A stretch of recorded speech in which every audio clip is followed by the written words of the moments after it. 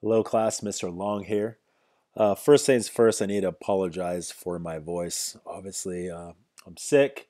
My voice is already super annoying to you guys, I'm sure, so this isn't making it any better, but just please bear with me with our review video lecture. This will officially be our last video lecture of this unit. I know I said that last time, but this review lecture, actually video lecture, is meant for your review for your exam that will be tomorrow. So it's really, really important that you guys listen to this video lecture and that you guys take really good notes on your handout. Now, the handout, everyone, is the only set of notes that you guys get to use on your exam. You are not allowed to use any other set of written video lecture notes or any other handout with the exception of the review notes for your exam. And you are only going to be able to use these notes for the first 20 minutes of your test tomorrow. When those 20 minutes are up, I'm going to collect your notes, give you points for them, and then eventually give your notes back to you. So it's really important that you guys have been studying and definitely take a look at these notes today and tonight and review these and finish these. So moving on, and we are going to take it way, way back to the very beginning of World War I, and we're going to talk about everything. So it's really important we all pay attention. So with this being said, I need to talk about, of course, the four main causes. Now remember, spelling the word main, each letter that spells the word main is an actual cause. So M for militarism, A for alliances, I for imperialism, and of course N for nationalism. So make sure that you are writing down the definitions or descriptions for each one. If you can shorten it in any way, please do so. But let's talk about militarism first. Of course, this is when you glorify one's military, meaning making your military as strong as possible. Having a large standing army ready to fight at any time. Obviously, if you have a very strong military, that makes your country powerful. So it's really important that we all understand militarism is a big, big cause of World War I. Everyone is building up their military. Okay. Our next cause or main cause is alliances. Now, an alliance is like a friendship, an agreement that you have with someone else or a different country. And if that country ever needed help in any sort of way, it is your job, it is your duty to back up that country. And that's all an alliance is. And of course, we have two major alliances. We'll talk about those in a little bit. But let's move on to our third main cause, which is imperialism. We should already know what imperialism is. Big country, powerful country taking over a smaller, weaker country because they want something. Okay, and that something can be a variety of things. If it's natural resources, if it's the land, if it's good trading routes, whatever it is. It's when a big, powerful country wants a smaller, weaker country. Finally, the last main cause is nationalism. Nationalism is when you take great pride in your country. You want your country to be the absolute best. And the only way for that to happen, of course, is for your country to go out and get more land because we know that more land equals more power. So nationalism kind of goes along with imperialism.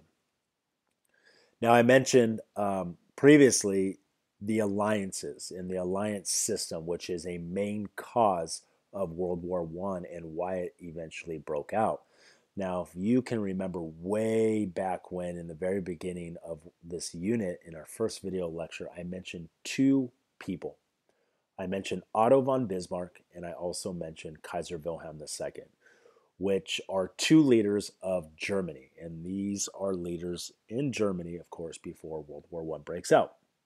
Now, Otto von Bismarck, he had a treaty with Russia. And Germany was friends with Russia. They had this an alliance. They had this treaty with each other. But when Kaiser Wilhelm II took over, he did not renew the treaty with Russia. So Russia is kind of all by themselves. And Russia needs new friends. So Now we're going to have a split of countries, and we're going to have two major alliances. We're going to have the Triple Alliance, which is made up of Germany, Austria-Hungary, and Italy. And then we're going to have the Triple Entente, which is going to be made up of Great Britain, France, and now, of course, Russia. Now, it's really important to understand Germany and France have major issues with each other. They fought against each other in the Franco-Prussian War in 1871.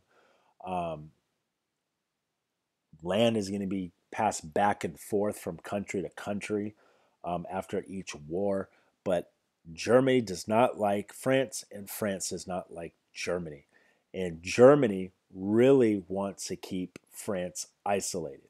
And if you are isolated, it means that you're kind of all by yourself. So those two countries are going to have major issues with each other. But it's really important to understand that before the war breaks out, we have these two major alliances.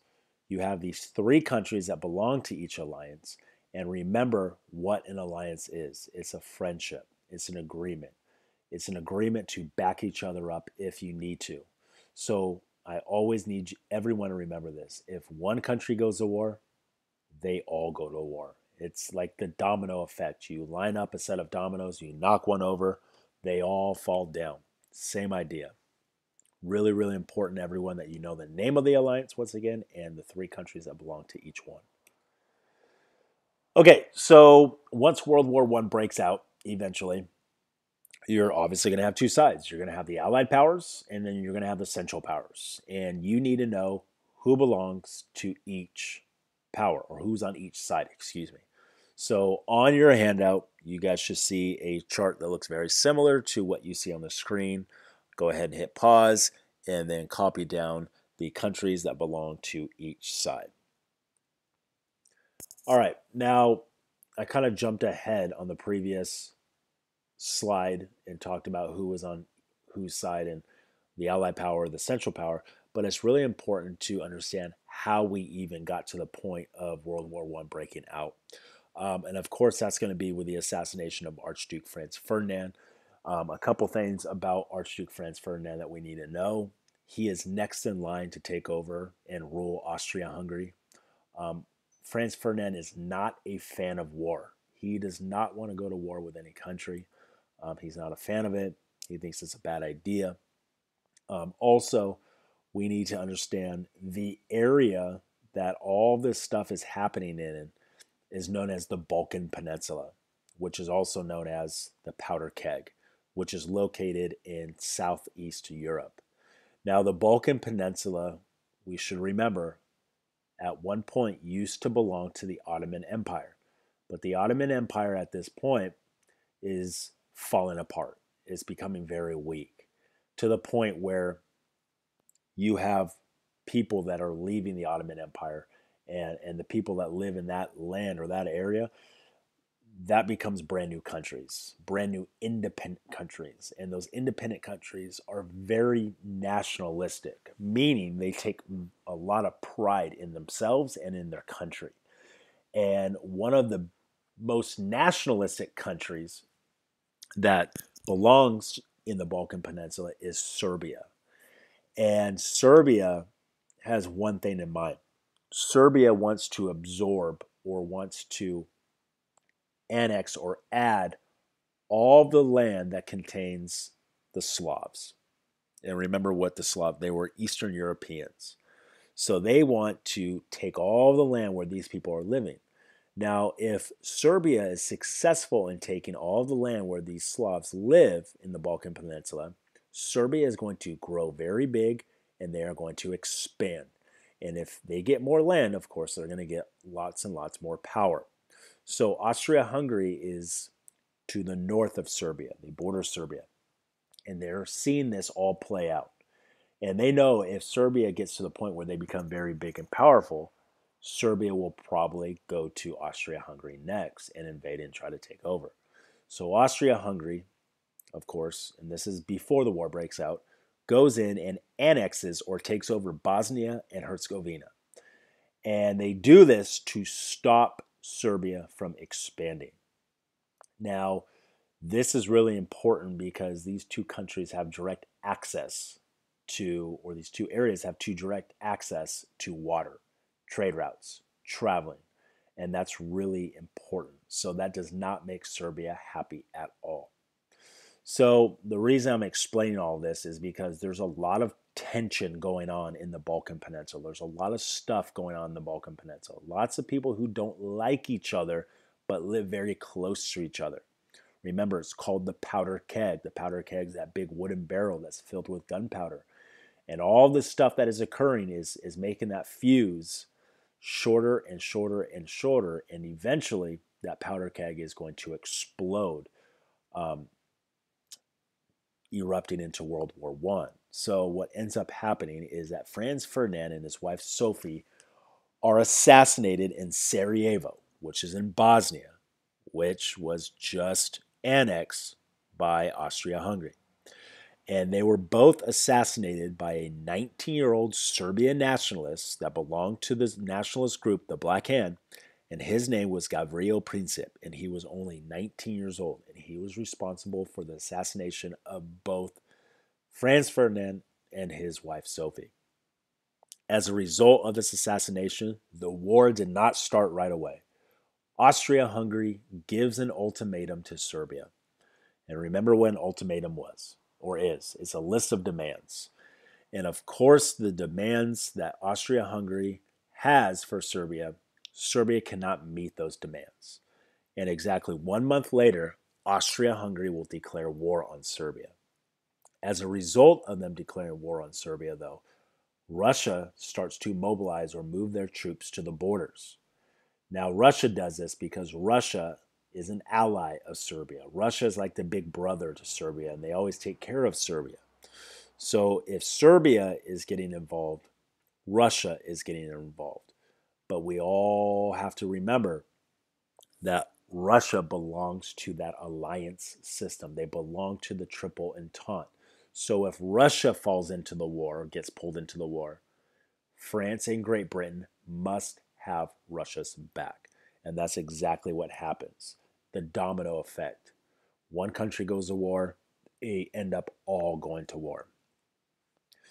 So as a result of this, hopefully we know that Germany, geographically on the map, if you're looking at the map right now, is at a disadvantage. Even though their country is big and they border Austria-Hungary, which is their ally. Remember, they're central powers. That's why they're called the central powers, because they're right in the middle. They're center. Even though they're big, Germany has two enemies they have enemies on both sides of them. They have Russia to the east, and then they have France and Great Britain to the west. So Germany has to come up with this plan of attack. If they know they're in the middle of two enemies, they got to figure out how to fight in this war. So they come up with this Schlieffen Plan. And it's very simple. Germany will go attack France first, quickly defeat France, and then mobilize and move all their troops to the Eastern Front, and they will fight and defeat Russia there. Unfortunately, this does not happen. This does not work out for a couple reasons, but we need to know this. This is very important, so highlight this, box it in, circle it, I don't care. The First Battle of the Marne ruined the Schlieffen Plan, because the First Battle of the Marne is going to force Germany to fight on two fronts, because they are fighting trench warfare. That is the type of warfare that they're fighting. It is very slow-paced. Things do not happen quickly. Land is not gained quickly on either side. So the First Battle of the Marne completely ruined the Schlieffen Plan, forcing Germany to fight on two fronts. So they're going to have to split their army in half. Half goes to the Western Front, and the other half will go to the Eastern Front. So on the Western Front, Germany will be fighting France and Great Britain. On the Eastern Front, you're going to have Germany and Austria-Hungary fighting against Serbia and Russia. As a result of this, Russia is going through major struggles in their country. Russia, as mentioned before, is not as industrialized as the rest of their allies or the allied powers. So Russia, even though Russia is big, if you're looking at Russia on the map, Russia's huge. It's the biggest country. Okay. Even though they're big and powerful, they begin to lose and run out of supplies. And they cannot manufacture those supplies quick enough because they are not as industrialized. So the allied powers need to figure out a way to get supplies to Russia so Russia can stay in the war. So they come up with this Gallipoli campaign or Gallipoli campaign, excuse me. And all that is the Allies' effort to set up a new front and to take over the Dardanelles. Now, the Dardanelles is where the arrow is pointing. It's that very narrow strip of water. But the Dardanelles belong to the Ottoman Turks. And if the Allied powers can take control of the Dardanelles, then the Allied forces will have direct access through the Dardanelles, which opens up into the Black Sea, which has direct access to Russia. If that can happen, they can get supplies to Russia and Russia can stay in the war. But unfortunately, that plan does not work out. This plan fails, and they need to figure out a different way to get supplies to Russia for Russia to stay in the war. But we all know that Russia does not stay in World War I until the very end. And we'll talk about that in a little bit. So at this point, World War I has been going on for 3 long years, almost 3 years, I should say, about 2.5. The United States has not directly been involved in the war, I should say fighting, but indirectly they're definitely involved because the United States has been supplying ammunition, weapons, supplies, and even loans to the Allied forces, especially Great Britain. And of course, Germany knows about this. Germany's not happy with the United States, but directly the U.S. does not get involved until, of course, April of 1917, and the war breaks out in the summer of 1914. So it's been going on for 2.5 years. So a few major events that occurred that forced the United States to get into World War I. This should all be a review. We should all remember this since we just talked about this last week. Unrestricted submarine warfare, which was introduced by the Germans. And this is where they take their U-boats or their submarines, which is not detectable by any ship. They don't have the radar yet. And they shoot and sink any ship that comes near Great Britain. So if it's a British merchant ship, if it's a regular British ship, if it's a neutral ship, it doesn't matter. They are going to shoot and sink any ship without any warning that comes anywhere close to Great Britain because the Germans are setting up a blockade around Great Britain, which is not allowing any goods to go into Britain or to leave Britain. Now think about Great Britain. It's a big island. They depend heavily on imports, which are goods sent into Great Britain. So if they can't get certain goods, eventually Great Britain is going to become very weak. They need certain things or supplies or goods to survive on a daily basis. And if they don't get those, eventually they become very weak. Now, they don't allow any exports to leave Great Britain either. When I say they, I'm referring to Germany. You have to understand what exports do for Great Britain. That is Great Britain's business. That is their economy. It is based off of exported goods, goods that are manufactured in Britain that are sent out to different parts of the world and sold. That's what makes Britain money. So if those goods stop and they can't sell any more goods, their economy will be completely crippled. Meaning at this point, they will become very weak and it will allow the Germans to go into mainland Britain and invade and take over. That is the master plan. But of course, it doesn't work. The next event we need to mention is the Lusitania. The Lusitania was a British merchant ship that was sank by the German U-boat. On that ship, there was almost 1,200 people that died. To be exact, 1,198 people that died.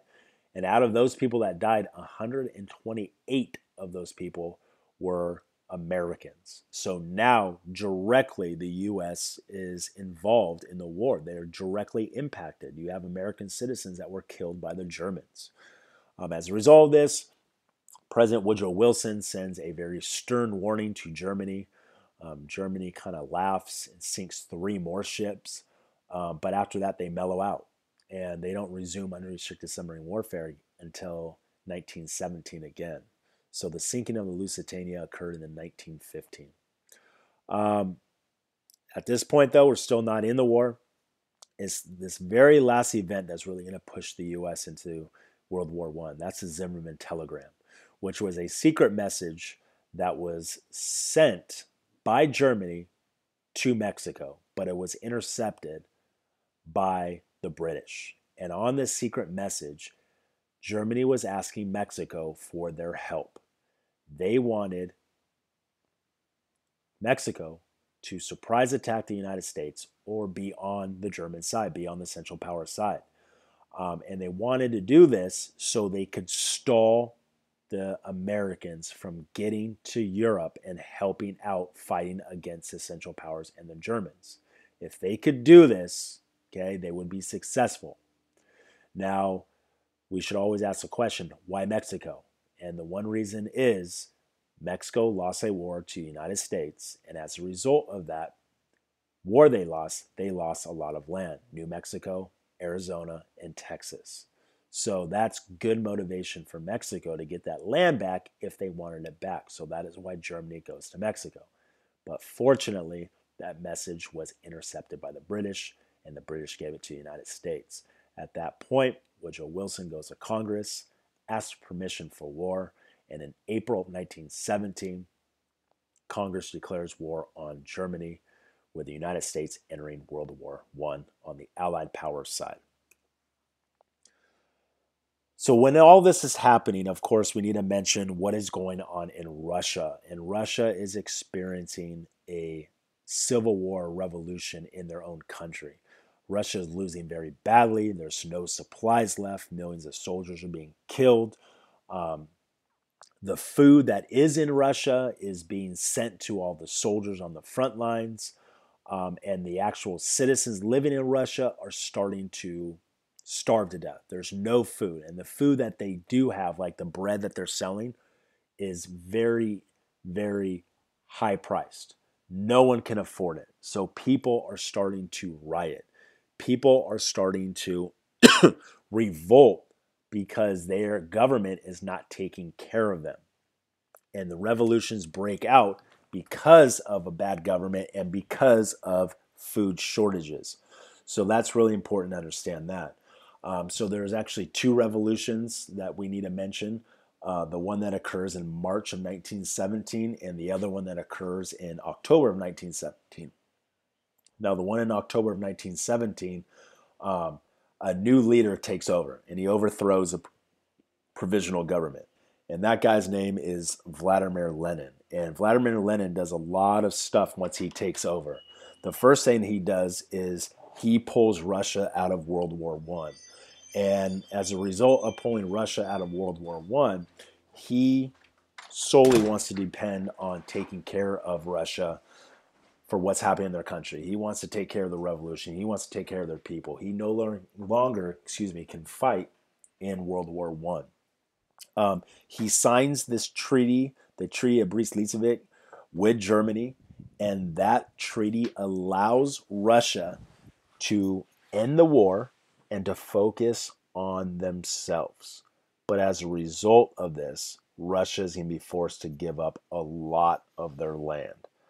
And one advantage that Germany has, of course, is that Germany can take all their troops that were in Russia on the Eastern Front and send all those troops to the Western Front to fight against the Allied powers. And now the new, fresh American soldiers that have just arrived in Europe to fight against the Central Powers. But unfortunately, that does not last long. You're going to have the collapse of the Central Powers. Bulgaria and the Ottoman Turks are going to surrender first. Austria-Hungary is also suffering, and going through a revolution of their own, and they're going to be forced to surrender, which is going to leave Germany all by themselves. And at this point, the Allied powers are able to push Germany back into their own country. The German soldiers are very exhausted. There's no more supplies, and they refuse to fight anymore. They know that they're not going to win this war, and it's pointless. Kaiser Wilhelm II, he steps down from power. They set up a temporary government, and that new government on November 11th, 1918, meets with France in Paris, and they sign an armistice. And an armistice is an agreement to end fighting, which officially ends World War I, with the Central Powers losing very, very badly. And of course, we need to mention Wilson's 14-point plan. Hopefully, we remember this because we talked about this not too long ago. But before the war even ends, President Wilson has his own plan for how to deal with Europe and the world after the war. At this point, the Allied powers knew they were winning. They knew they were going to win the war, and they needed to figure out a plan for when the war was done. Okay, so Wilson comes up with his 14-point plan. And of course, this is his plan for peace, so another world war never breaks out again. But his plan is not going to be accepted by a lot of Americans. The American people really want to go back to being isolated or being neutral, kind of staying out of European affairs. They don't want to worry about what's going on in Europe. They just kind of want to focus on themselves. And his 14-point plan is also not going to be accepted by most European countries. The only point that will be accepted is going to be the very last point, which is his League of Nations, which is basically a group of countries from all around the world who get together, and their main goal is to keep peace and to maintain peace so another world war never breaks out again. So Wilson's 14-point plan didn't work. People didn't accept it. The only thing that they took from it was his very last point, and they added that League of Nations, the 14th point, to the Treaty of Versailles. So after the war ends, of course, everyone has to meet up and figure out what is going to happen. So just like I mentioned with Wilson's 14-point plan, all these other European countries have their own plans. So they have to come up with a compromise. So they do this in Paris, and it's called the Paris Peace Conference. 32 countries meet, and they discuss what needs to happen between the Central Powers and the Allied powers. So you're going to have the big four. I mentioned this before, but you need to know who the big four are, their last names, and what country they belong to. So we're going to have George, who's the leader of Britain, Clemenceau, who's the leader of France, Orlando, who's the leader of Italy, and of course Wilson, who's the leader of the United States. Every single one of those individuals wants something different. So go ahead and make sure that you are filling in the correct information in the correct spot. But we do need to know that the compromise from the Paris Peace Conference is the Treaty of Versailles. This is the agreement or the treaty that they come up with after World War I. And we've spent a couple days on the Treaty of Versailles. We should know what the Treaty of Versailles is all about. A couple main points here. The League of Nations, once again, was Wilson's 14th point. That was the only point that they took and applied to the Treaty of Versailles. It's an international peace organization. Another important point we need to mention was that Germany loses the Alsace-Lorraine territory to France, and they also lose major overseas colonies. Now, we should all know when we talked about imperialism and how all these European countries went out and colonized and took over countries in Africa or different parts of the world, more land equals more power. So if all the colonies are being taken away from Germany, power is also being taken away from Germany. So not only is land being taken away, but their military is also being absolutely crushed. It is being decreased by a lot. The Rhineland becomes demilitarized. Remember what the Rhineland was? It's a piece of land that borders Germany and France, and it acts as a buffer zone. So within that Rhineland, I want to say it's about 40 miles in width. In that Rhineland, no German soldiers is allowed to step foot there. And France makes sure that this happens so that Germany can never invade France again. And then, of course, Germany is not allowed to buy or make weapons of any sort, ammunition. They cannot manufacture submarines, and they can't even have an air force. Um, Germany, and this is like the really bad one, Germany is going to be blamed for the entire war. And this is the war guilt clause. Now, if you remember, Germany didn't start the war, Austria Hungary did. But remember, Germany gave the blank check. They gave their unlimited support to Austria Hungary, and also Germany was the last to surrender on the Central Powers side. So they're going to be blamed for absolutely everything. Not only are they going to be blamed for everything, but they're also going to be responsible and forced to pay $33 billion in reparations over 30 years. And what a reparation is damages that were caused during the war. Now, think about this. Germany's forced to pay almost $1 billion a year for the next 30 years. $1 billion back in the year 1919, 1920 is a lot more than it is right now. Um, but a lot of these countries in Europe are completely bankrupt because they just spent billions and billions of dollars on World War One. Not to mention that their country is completely chaotic, is completely destroyed. So not only do they have to spend money on rebuilding their country, but Germany is going to be forced to pay reparations or damages that they caused during the war, and that's going to be absolutely impossible. So what ends up happening is this is going to leave a very, very bitter taste in the mouth of Germany. They're very bitter. They're very, excuse me, angry, and they have a lot of resentment towards a lot of countries. And this is, of course, going to lead to a certain individual taking power in the early 1930s and using everything that happened during World War One and through the 1920s and early 30s to gain his power. And we should all know who that is, of course, Adolf Hitler. That's going to go ahead and conclude this video lecture. Please make sure you have the subtitles on. Please make sure to go back and re-listen if you need to, or if you have any questions, please ask.